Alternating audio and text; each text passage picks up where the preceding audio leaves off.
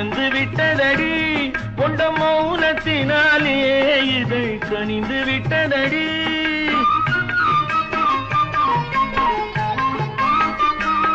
செம்மாம்பழம் போலே